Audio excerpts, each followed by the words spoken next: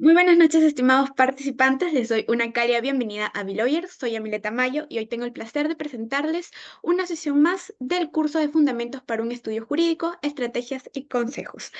El tema que se desarrollará hoy es tipos de despachos jurídicos y su estructura y lo desarrollará el distinguido doctor Luis Molero, quien es abogado especializado en Derecho Económico y Regulatorio con experiencia en infraestructura, transporte público, agua, residuos y energía. También asesora a empresas, instituciones públicas y entidades sin fines de lucro en negocios, proyectos y soluciones de controversias.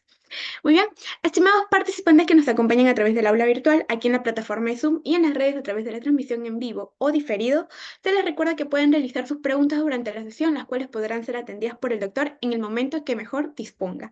Finalmente, estimado doctor, estamos muy honrados por contar con su presencia el día de hoy y le agradecemos que haya aceptado nuestra invitación. Por otro lado, le cedo el uso de la palabra para que pueda iniciar con su presentación de hoy. Muchas gracias. Muchas gracias por la presentación, gracias a Biloyer por la invitación a este curso. Me parece novedoso para el mercado nacional, con un enfoque distinto.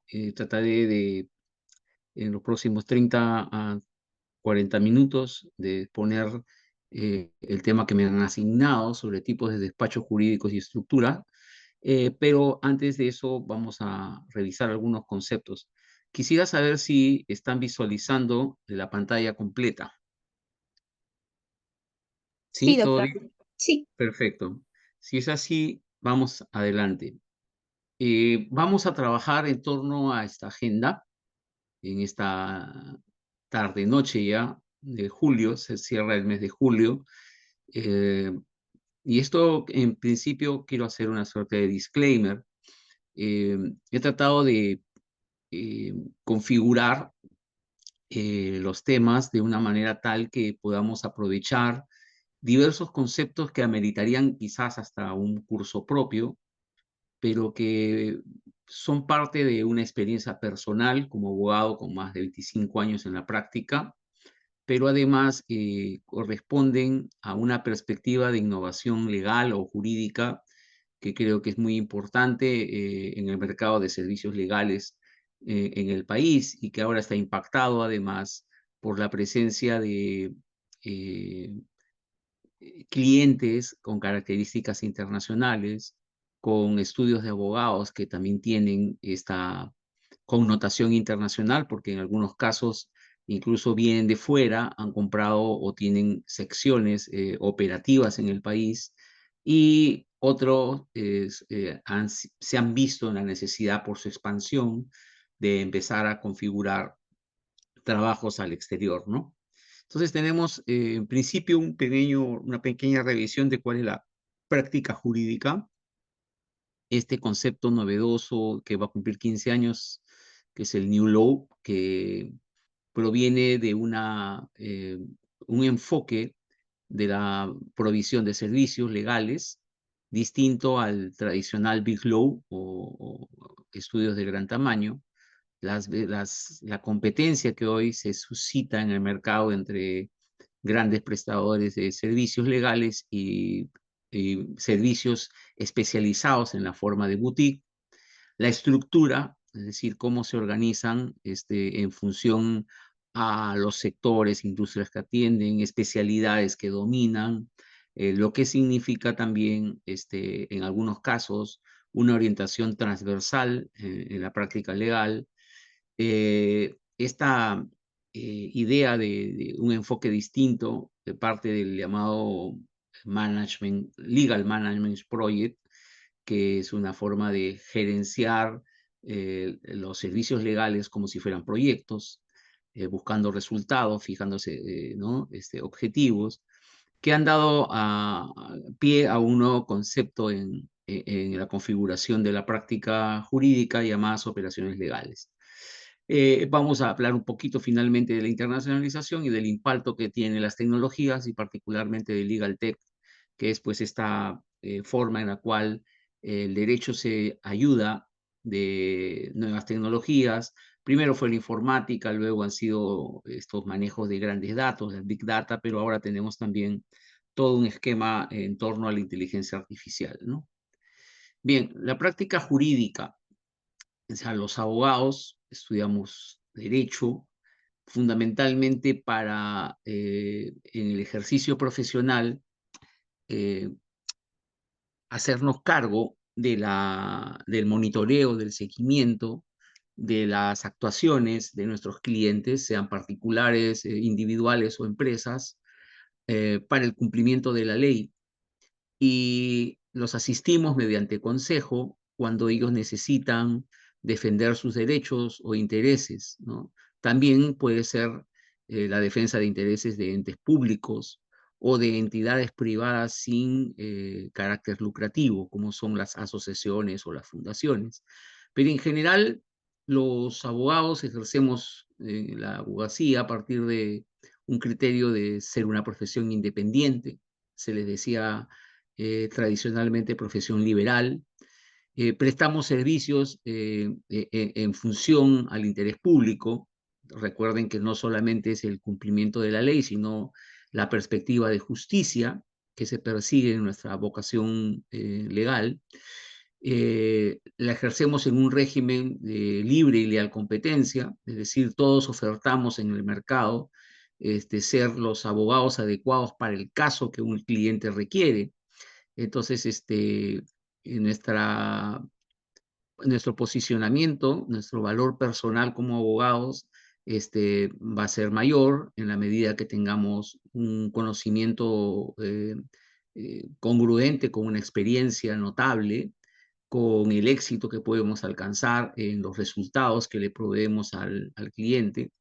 Pero en general es una este, multidiversidad de formas de aplicación de la ciencia y las técnicas jurídicas, del derecho en general, con sus diversas especialidades, y de los métodos, técnicas que se configuran para poder ejercer esa profesión con lealtad y eficacia para los clientes que nos hacen los encargos, ¿no?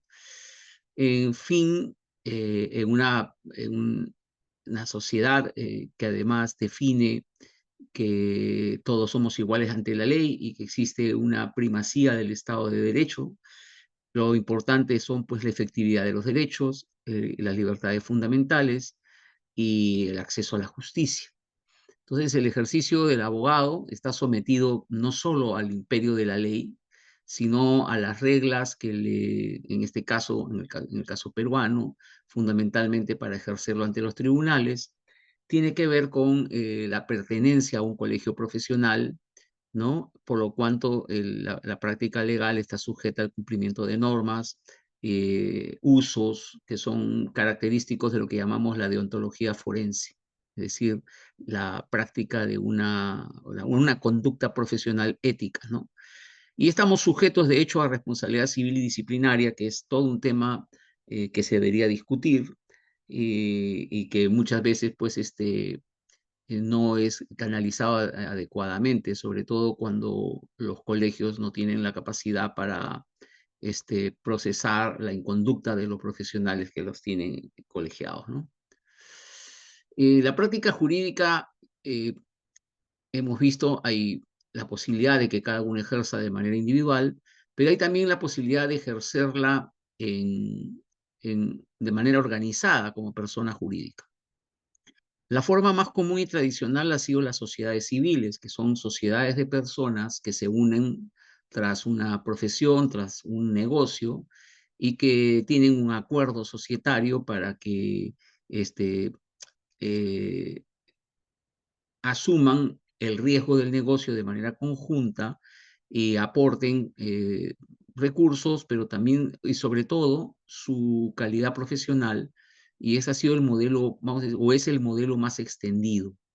Hay algunos modelos que son de sociedad civil general o sociedad civil de responsabilidad limitada, renombrados, es decir, son personas jurídicas que básicamente apuestan al nombre de quienes las integran, de quienes son los socios, ¿no? Que son los que le dan la denominación, pero además eh, el, los que hacen que exista pues una reputación, ¿no?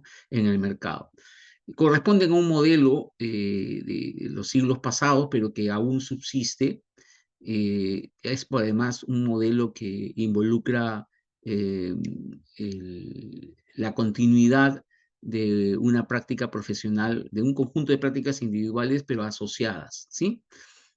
Luego hemos pasado a un modelo de personalidad jurídica de los estudios a través de sociedades mercantiles. La más conocida es la sociedad anónima cerrada, que es como que el mecanismo más versátil en el mercado. También pueden ser sociedades de responsabilidad limitada y en algunos casos empresas individuales de responsabilidad limitada, dependiendo pues de un tema también de protección patrimonial, puesto que son entes con una existencia jurídica distinta a la persona que los compone. Eh, la mayoría de estudios que antes eran sociedades civiles han ido migrando al modelo de sociedad anónima cerrada, es el modelo más común, y así tenemos una actividad permanente que además empieza a comprometer eh, la participación del capital y una gerencia empresarial, es decir, se enfoca en la prestación de servicios legales como un negocio más. Y también hay gente de derecho que hace su práctica a través de asociaciones, ONGs, algunas ONGs muy conocidas, la Sociedad Peruana de Derecho Ambiental, por ejemplo, reúne a especialistas en derecho ambiental que, este, en teoría, desarrollan actividades en pro de la naturaleza, en defensa del medio ambiente, y perciben recursos de la cooperación internacional, ¿no? Son catalogadas bajo la legislación peruana como organizaciones no gubernamentales de desarrollo. Es una forma también de poder ejercer. En muchos países están vinculadas a la defensa del consumidor, a la defensa de los pacientes en caso de los derechos sanitarios, a la defensa de personas que están en situación de exclusión, o, por ejemplo, asociaciones de juristas que ahora ven temas como la justicia ambiental o la justicia climática, ¿no?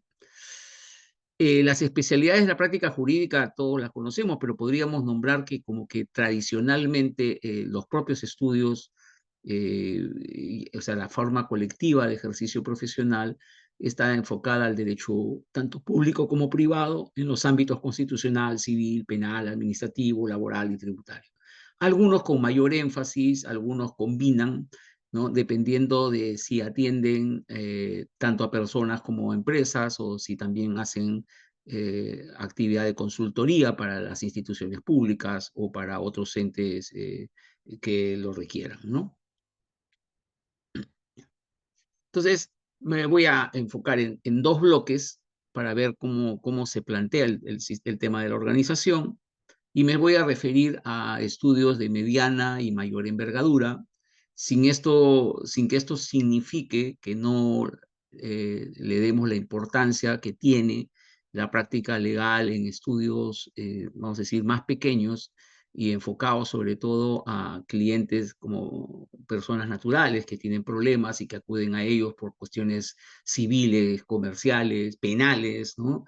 También administrativas, porque recordemos que nuestro país está permeado por una gran cantidad de micros y pequeñas empresas, y estas pues necesitan en su interacción consejo tributario, en algunos casos consejo laboral, pero además actúan ante la administración pidiendo licencias, permisos, autorizaciones y por tanto requieren del derecho administrativo y en algún momento también de la contratación pública, entendiendo que el Estado sigue siendo quizás el mayor comprador a la cual ellos venden, ¿no?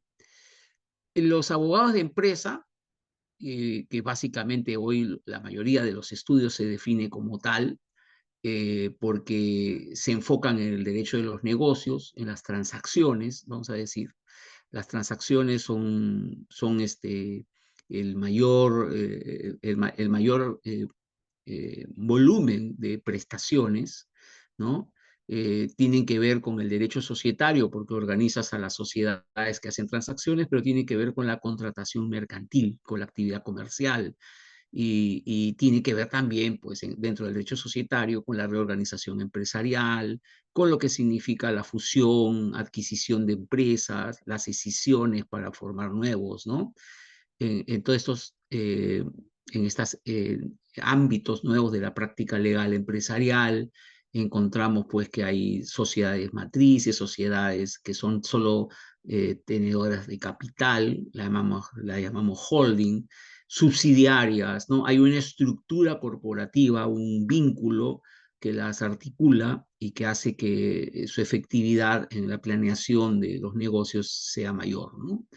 Eh, entonces, los abogados de empresa que se organizan en un estudio, sin que esto sea limitativo, se orientan a estas cuatro grandes actividades: asesoría en transacciones, obtención de permisos, licencias y autorizaciones, cumplimiento normativo, contractual, ¿no? Y temas regulatorios. Y cuando me refiero a regulatorio, me refiero a esa parcela del derecho administrativo que tiene que ver más con la especificidad de una industria o sector, ¿no?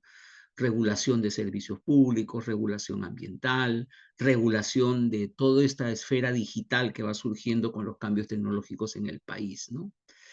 Y de hecho a la solución de controversias, que no solo es litigación y arbitraje, sino es también negociaciones, ¿no?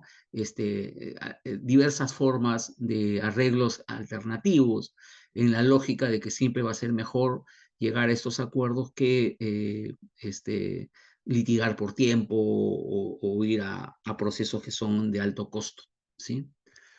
Bien, y otro ámbito donde se empieza a ver una práctica diferenciada, en la que yo, por ejemplo, estoy, y a la que recurren algunos estudios también de la parte que llamaba abogados de empresa, pero que está enfocada en proyectos y que tiene que tener no solo el dominio de eh, áreas que son propias del derecho privado, sino también y fundamentalmente del derecho público, porque hoy los proyectos, así sean puramente privados, como por ejemplo el puerto de Chancay, ha involucrado una tramitología que tiene que ver con la reserva del área acuática, el derecho de uso del área acuática, que tiene que ver con los diversos niveles de factibilidad portuaria que han sido aprobados por la Autoridad Portuaria Nacional, y que tienen que ver pues con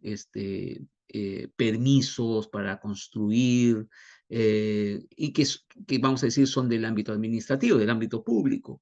Pero además, como por ejemplo hay un consorcio o una empresa que es la operadora de esta infraestructura, por seguir el ejemplo de Chancay, hay unos contratistas que ejecutan la obra, el túnel y el afianzamiento de la plataforma portuaria, la instalación de las grúas. Entonces hay, por ejemplo, una relación con el derecho de la construcción, pues hay un contrato de obra, involucra temas de ingeniería, ¿no? Un modelo vamos a decir, de desarrollo, de ejecución de la obra, que son aspectos que tienen que ver con el derecho de la construcción y que en este caso son una relación contratante, es decir, operador portuario con el constructor, que es una contrata de cualquier nacionalidad, pero que, vamos a decir, se da en el ámbito estrictamente privado.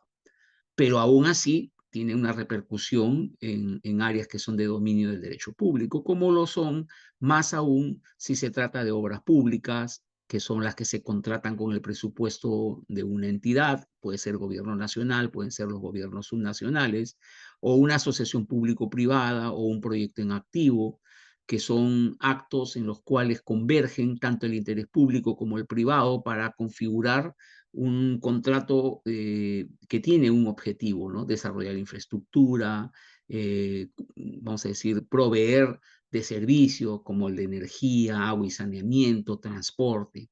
Entonces ahí hay pues un derecho sectorial, ¿no? Que es público, regulatorio, pero que también tiene que ver con otros elementos propios de lo que es el derecho administrativo en general: los procedimientos administrativos, la posibilidad de que exista fiscalización. Esa fiscalización o supervisión trae consigo la posibilidad de procedimientos administrativos sancionatorios. Entonces tú tienes que hay una abogacía de proyectos que está involucrada con la configuración de iniciativas privadas, con concursos y licitaciones, la permisología necesaria para el desarrollo del proyecto, el cumplimiento y la regulación, porque por ejemplo, si es una obra pública, requiere de una preinversión bajo un sistema nacional que se llama el invierte.p, que hace que todo lo previo a la obra esté preparado de tal manera que converjan un proyecto filtrado técnicamente con lo que es el presupuesto público, ¿no? La disponibilidad de presupuesto público y por lo tanto a partir de esos criterios tú puedes configurar el proceso de selección adecuado al caso para poder entregar la adjudicación correspondiente de la obra. Pero tienes además una ejecución contractual durante la obra y tienes la posibilidad de que se produzcan divergencias que no van a terminar necesariamente en un juicio o litigio, porque hoy el arbitraje en materia de contratación pública empieza a ser el común denominador, pero además han ingresado nuevas formas de solución previa, ¿no? Como el caso del amigable componedor en las asociaciones público-privadas, que es la opinión experta previa que podría permitir ampliar ese riesgo de estar en una controversia permanente que afecte los costos de la ejecución de un contrato o el caso de las juntas de resolución, que son mucho más técnicas y en las cuales desde la propia ingeniería se pueden enfocar temas técnicos para evitar esta litigación. Entonces, tenemos dos modelos, hay muchos más, podría ser que hay abogados dedicados solamente a lo procesal, o sea, hay boutiques hoy de solución de controversias y eso es válido. Y puede haber también servicios legales estrictamente de gabinete, es decir, de producción de dictámenes en materia constitucional o de carácter público, ¿no? Hay un conocido profesor de Derecho Constitucional que además tiene una importante editorial que tiene un estudio con otro constitucionalista y ellos, por ejemplo, dictaminan, ¿no? Hacen opiniones. No necesariamente están en el litigio constitucional, vamos a decir así, en el tribunal, pero también lo pueden hacer. Y así hay otros ejemplos que podríamos identificar en el caso del mercado peruano, ¿no? Llegamos ahora a un término que se ha popularizado en varias partes del mundo, no es ajeno a la práctica jurídica nacional, pero es algo así como una innovación en las formas de proveer los servicios legales, ¿no? El New Law es un término que nace en contraposición al Big Law. El Big Law era usado normalmente en los mercados grandes para referirse a las firmas jurídicas con más de 100 abogados que funcionan bajo una estructura semipiramidal, ¿no? O sea, hay socios que son los principales y va bajando hacia otros socios de menor categoría o counsel, of counsel le llaman, que son personas que no pertenecen directamente al estudio, pero colaboran con ellos, ¿no? Vienen los abogados asociados, los contratados, y en esa pirámide hay una forma de generar las prestaciones, ¿no? Que se denominan el Kravat-Seinstein, que es una modalidad para evaluar los tiempos y la facturación creada en Estados Unidos en un importante estudio jurídico, ¿no? Eh, el Big Law es un full service, por lo general, es un estudio que intenta cubrir todas las áreas de especialidad, no solo las tradicionales que hemos visto, sino también va creando áreas más específicas. Tiene un cliente que es una aerolínea y entonces es posible que implemente un área de aeronáutica, ¿no? Tiene un cliente que es eh, eh, parte de la industria alimentaria, entonces existe una regulación específica vinculada a los alimentos, a esto de que ustedes han visto en las etiquetas que se llaman los octógonos, ¿no? Entonces va generando áreas que a veces, vamos a decir, se entrecruzan, porque en la realidad hoy lo que hay es varias prácticas transversales. Yo no tengo experiencia en estricta en temas de propiedad intelectual, pero propiedad que si tú quieres hacer un nuevo negocio, un nuevo proyecto, este, los intangibles también son objeto de protección jurídica y por lo tanto puede ser que haya un departamento de propiedad intelectual en el estudio, pero puede ser que eso se haga con una boutique, como ahora vamos a ver cuando me refiero a los términos boutique, ¿no? En general, el New Law es cualquier modelo, proceso o herramienta que represente un enfoque significativamente diferente para la creación o prestación de servicios legales al que la profesión jurídica ha empleado tradicionalmente. Es decir, es un replanteo de la forma tradicional de prestación de los servicios jurídicos. Este señor Eric Shin de Beaton Capital es también el autor del término Big Law, porque precisamente este concepto nace en función, en contraposición a ese modelo, a estas prácticas de abogacía empresarial, de abogacía de proyectos y otras más en el ámbito de las diversas actividades económicas, servicios o industrias, como le queramos denominar. Es posible que incluso una de estas empresas no tengan necesariamente áreas como la penal y es posible también, como existen hoy, boutiques dedicadas al derecho penal, sobre todo económico y empresarial, como es el caso del el estudio del doctor Caro, que es un abogado mediático, ¿no? Que tiene precisamente una práctica en ese sentido. El New Law es un concepto relativamente joven, tiene 15 años de acuerdo a la literatura existente. Se diferencia de la forma tradicional en tres aspectos, ¿no? Tres áreas.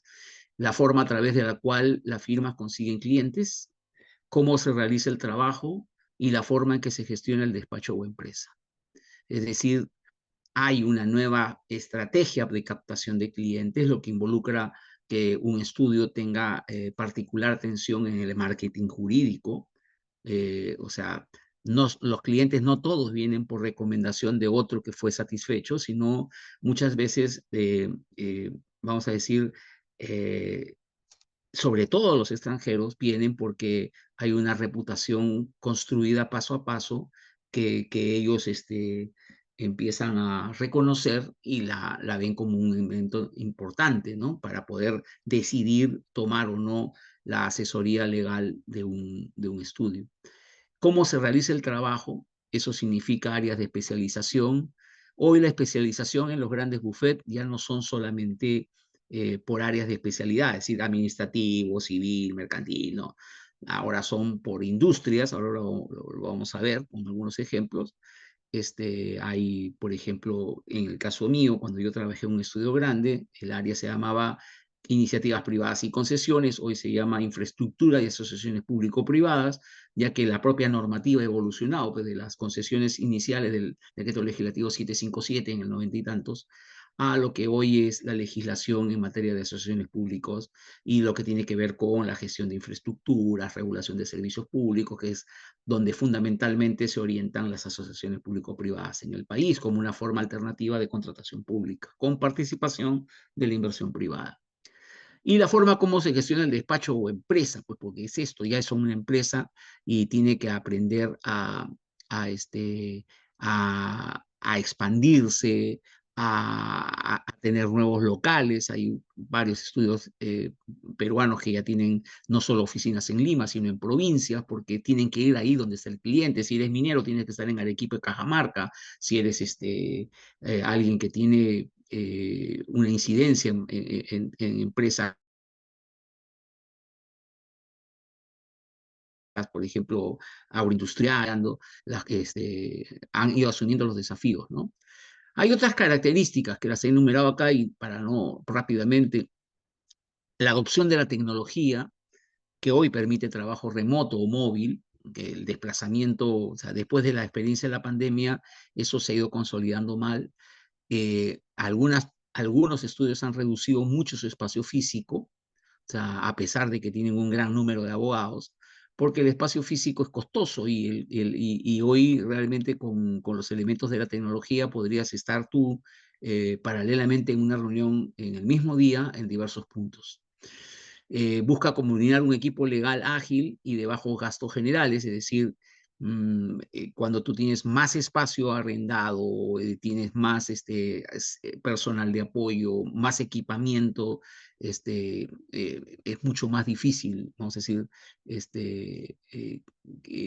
la práctica, porque, a ver, eh, en los estudios grandes, en estos estudios organizados como empresas, en la medida de que existen costos fijos, costos directos de la prestación y gastos, tú tienes que tener una tarifa que permita la cobertura de ellos y además un margen, porque tú tienes que rentabilizar tu inversión. O sea, hay una inversión y hay que rentabilizarla, ¿no?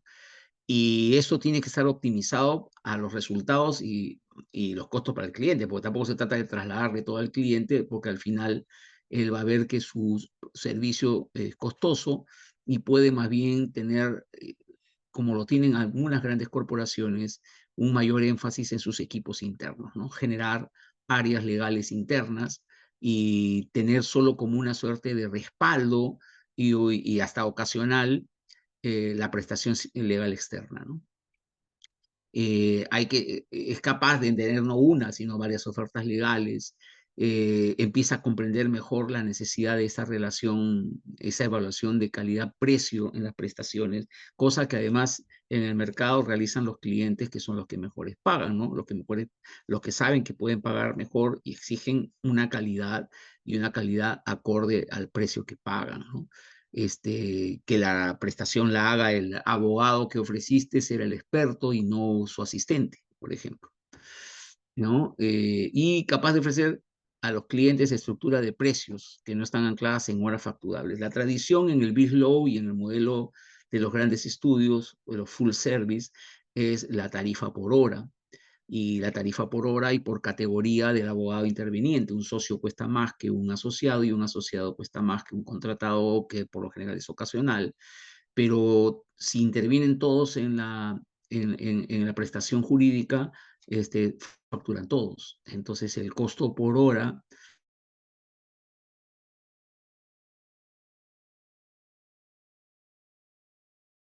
para el cliente puede ser elevado. Las corporaciones que saben que en el mercados legales distintos, Estados Unidos, Inglaterra, Europa, esas tarifas locales que tenemos nosotros son relativamente bajas, ¿no? A comparación de lo que un senior cobra, un profesional senior cobra en otras partes del mundo. Incluso en el propio país, en estas consultoras, ¿no? Deloitte, KPMG, que además hacen trabajos de auditoría y otros servicios multidisciplinarios más allá de los servicios jurídicos.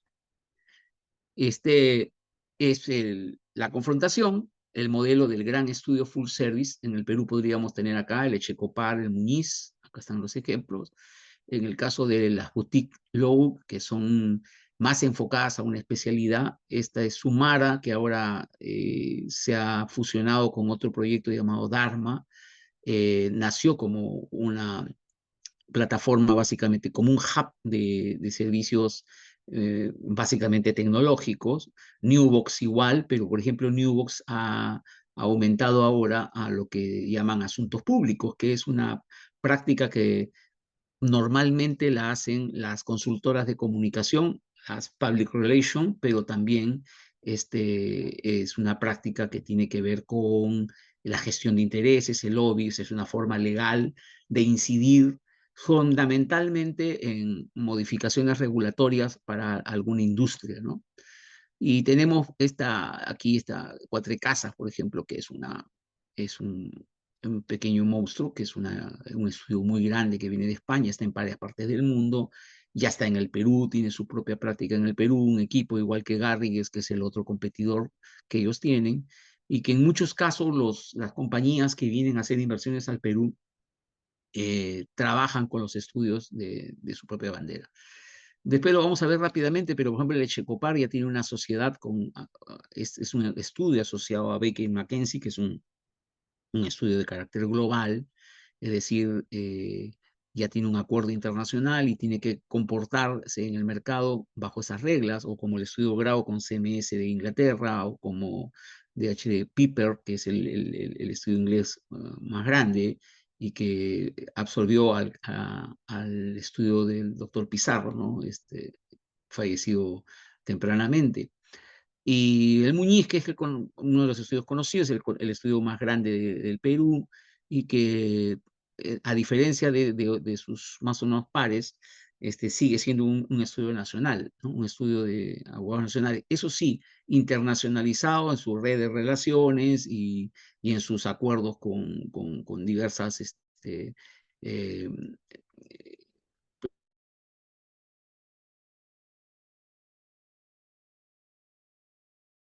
plataformas en las que interactúa, ¿no? Y estudios. Hablemos un poco de la estructura, porque siempre nos va a ganar la hora. Y algunas cosas que son sumamente importantes, ¿no? La estructura de un despacho jurídico es el aspecto más importante para organizar la actividad de los abogados. Es decir, es como que las reglas internas para que los abogados sepan qué roles cumplen y por lo tanto eso es claro, porque así la organización tiene esto que ustedes seguro han visualizado muchas veces cuando han asistido a una charla de carácter empresarial, esto de tener tu visión, tu misión, ¿no? Independientemente del tamaño o del volumen del negocio que enfrentan, o sea, la estructura es importante porque así el cliente también termina identificando la seriedad de la organización, el poder de la organización y de la marca para cumplir con lo que ha ofrecido. Porque tú puedes tener un extraordinario marketing y puedes seducir temporalmente, pero cuando el cliente vea que tus capacidades no son las que vende tu marketing, entonces puede haber una situación en la que cuestione la continuidad de tus servicios. Por lo tanto, la estructura debe estar enfocada en las necesidades de los clientes, son el tipo de clientes que vas a escoger. O sea, todos los roles y las áreas de práctica deben tener como objetivo ofrecer un servicio de calidad, deben ser adecuadas para aumentar el rendimiento de los profesionales, o sea, facilitar la comunicación y optimizar tiempo y recursos. El negocio jurídico es un negocio de tiempo porque tu conocimiento y de gestión del conocimiento, y es el conocimiento ese es el intangible que va a comprar el cliente porque es tu consejo, es tu conocimiento, tu experiencia, que son capaces de comunicar un consejo asertivo, algo que a mí me va a permitir solucionar un problema, reivindicar un derecho o obtener un resultado económico o que me satisfazca, ¿no? Entonces, por eso es muy importante el tema de la estructura. Cómo estructurar un despacho jurídico es un planteamiento que cualquiera que quiere acometer la idea de tener su propio negocio, por más chico que sea, debe plantearse. Además, para poder reconocerse en el mercado, segmentarlo y saber hacia dónde orienta su actuación, hacia dónde plantea su oferta y qué tipo de cliente puede ir asumiendo, ¿no? Además es un tema escalable, es un tema que de hecho tiene que ver con el aprendizaje que también la organización adquiere en el tiempo. No es solamente un tema de las personas que están, sino la propia organización va generando.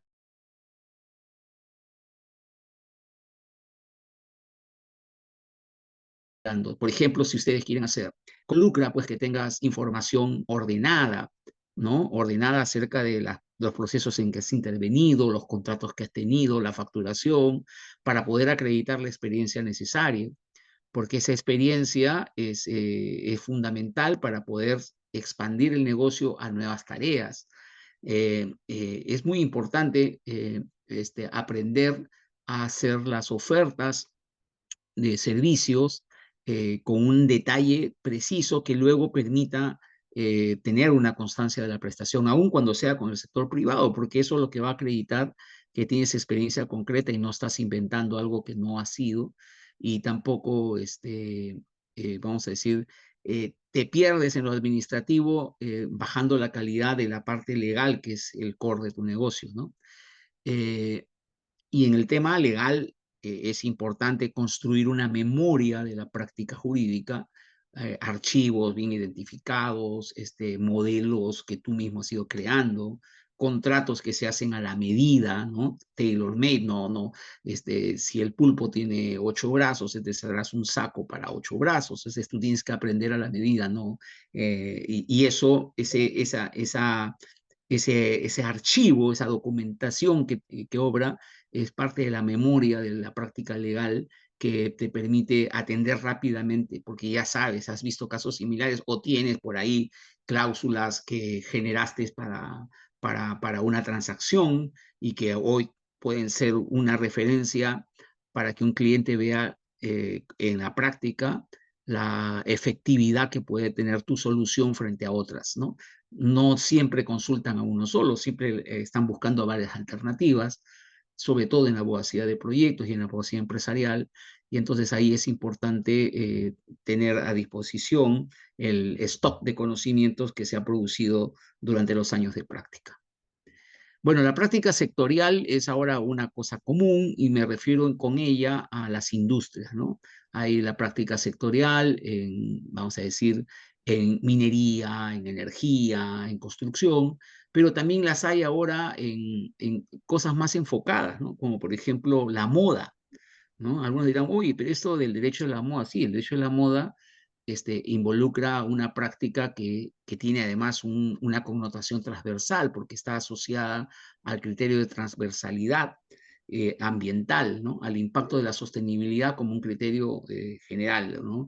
En el mundo financiero, por ejemplo, ya hablar de finanzas verdes o de criterios y factores ESG, es decir, ambientales, sociales y de gobernanza, ya es un tema permanente y permea todas las áreas. El cambio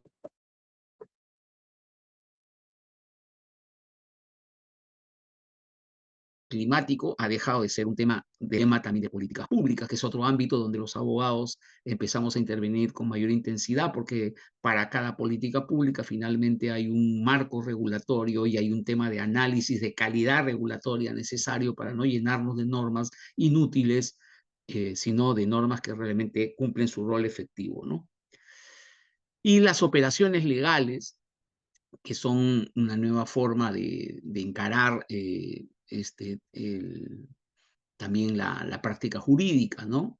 Que son una finalmente combinación de planificación estratégica, gestión financiera, análisis de datos, entre otros, ¿no? Porque ya no basta pues tener una buena prestación legal, ¿no? De carácter técnico legal, sino también que tienes que ser eficiente y eficaz y verte como cualquier compañía redituando, porque al final de cuentas aquí se trata de rendimientos, de tener al alcance de los clientes, no solo servicios jurídicos, sino también compartir con ellos una visión, ser socio, ser partner del cliente para poder alcanzar sus objetivos, ¿no? Crecer juntos, ganar juntos, ¿no? Y eso involucra, pues, maximizar los servicios de un área legal o de una asesoría jurídica externa, ¿no? Ese es el objetivo de las Legal Ops o operaciones internacionales. Y bueno, la internacionalización y el Legal Tech son dos temas que quería tocar tangencialmente, no son el objeto de esta charla, pero ya no hay nada que se pueda hacer sin mirar al mercado internacional, porque tienes clientes peruanos que buscan mercados internacionales y por lo tanto tienes que tener bien claro lo que significan otros marcos regulatorios donde van a ir sus mercaderías o van a ir sus transacciones. Y tienes que tener bien claro que también hay un interés de los inversores internacionales por venir al Perú y encontrar un espacio en su mercado. Entonces, eso obliga a que, por ejemplo, un estándar en los estudios sea que sus abogados tengan una formación multidisciplinaria, pero además multicultural. Es decir, empiecen a hablar otros idiomas, fundamentalmente el inglés, pero también en el caso de el conocer sistemas jurídicos distintos, ¿no? No es lo mismo vamos a decir, tenemos dos grandes sistemas jurídicos que nos enseñan en las facultades, el anglosajón y el nuestro, que es el romano continental, pero existen particularidades, ¿no? Hoy se habla, por ejemplo, para volver al ejemplo de Chancay, de comercio con China. Y el derecho chino, aun cuando ha adoptado en el esquema de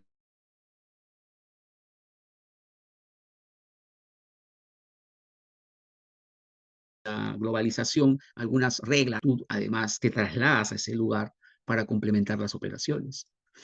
Además, este enfoque de operaciones legales tiene que ver con otro concepto también llamado Legal Project Management, que es encarar la prestación como un proyecto. O sea, planteárselo con objetivos, con metas, ¿no? Con una metodología, y que eso está no necesariamente a la cara del cliente, sino en la forma como la organización se plantea los resultados a obtener por ganar un cliente y mantenerlo, ¿no? Porque lo más difícil es mantener al cliente.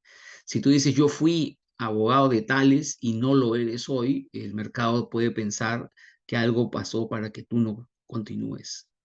De hecho, en eso ser mal pensado funciona muy bien. Y la internacionalización tiene también que ver con una nueva práctica, ya que hablamos de estructuras. Los estudios empiezan a configurar, entren a revisar esto de Cuatro Casas, los ejemplos que les he puesto ahí, y se van a dar cuenta que existe, por ejemplo, el Desk China. China es una preocupación para organizar un equipo dedicado a China. Por eso se llaman DESK, DSK, ¿no? Que da algo así como buró, buffet, ¿no? O gabinete de trabajo especializado. O sea, además de sus prácticas jurídicas y sectoriales, empiezan a enfocarse en un país o en una región, ¿no? Mercados como Brasil, mercados como México, que son muy grandes, ameritarían para una empresa local conocer un poco más de detalle acerca de lo que son sus regulaciones y las maneras como tienen además de hacer los intercambios comerciales o las implicancias jurídicas de alguna transacción. Pero además tiene que ver con esto que la globalización ha ido creando, que son regímenes internacionales, que son grandes acuerdos y que trascienden el esquema nacional propio y que incluso ponen en tela de juicio la propia soberanía, que es un concepto que, vamos a decir, antes era muy firme en el derecho internacional público, ¿no? Pero las reglas de derecho internacional privado y del propio derecho internacional público empiezan a incidir en que hay aspectos que son supranacionales, van más allá del país. Los propios derechos humanos hoy, ante la posibilidad de no funcionar en el plano interno, obligan pues a un uso subsidiario de los sistemas de protección, en el caso nuestro, interamericano o universal. Y las tecnologías, he puesto el Legal Tech nada más porque es como que lo más conocido, pero Legal Tech involucra muchas cosas, es decir, es como la tecnología sirve al derecho. No estamos hablando del tech law, ¿no? O sea, no del derecho tecnológico o de los diversos ámbitos regulatorios que involucran las nuevas tecnologías de la información y las comunicaciones y todo eso de la era digital, lo que llaman la nueva economía. Estamos hablando de los utilitarios, herramientas como por ejemplo la inteligencia artificial que empiezan a proveer de soluciones de gran volumen de transacción, ¿no? Que incluso podrían reemplazar a muchos abogados deficientes en su formación, porque podrían, por ejemplo, proveer información muy rápida en base a archivos y cosas que se han generado, ¿no? Anteriormente. Pero también esto de Legal Tech obliga a que los estudios cada día más empiecen a apostar por estar actualizados y que sus abogados estén muy actualizados, como es lo que es una tendencia hasta para los litigantes, que vamos a decir son los más renuentes a organizarse en grandes despachos, sino de manera individual. Hoy tener una casilla electrónica, acceder a la digitalización de un expediente, son prácticas que van a irse normalizando y que luego van a tener que crecer al análisis del contenido, que eso es inteligencia artificial, o a la producción de grandes datos, que es el Big Data, o a la configuración de transacciones a escala en torno a activos, a criptoactivos y todo, que es el blockchain, ¿no? Entonces tenemos esto y no sé si nos alcance tiempo más, pero Creo que me he extendido más del tiempo, era lo que quería decirles esta noche, como trayendo algunos elementos muy importantes para entender la innovación legal, la importancia de que nuestra práctica profesional esté también alineada con la innovación y por lo tanto hablemos de innovación jurídica, de gestión del conocimiento, como nuevas referencias para una práctica de la abogacía más responsable desde la perspectiva social y también ambiental, ¿no? Que son elementos centrales hoy para una abogacía de impacto, ¿no? Hoy se habla mucho de una abogacía de impacto, una abogacía comprometida con el tema social, porque muchas veces los abogados hemos terminado pues, involucrados en cosas que desnaturalizan vamos a decir, la importancia que tiene nuestra profesión para la vida social. Muchas gracias.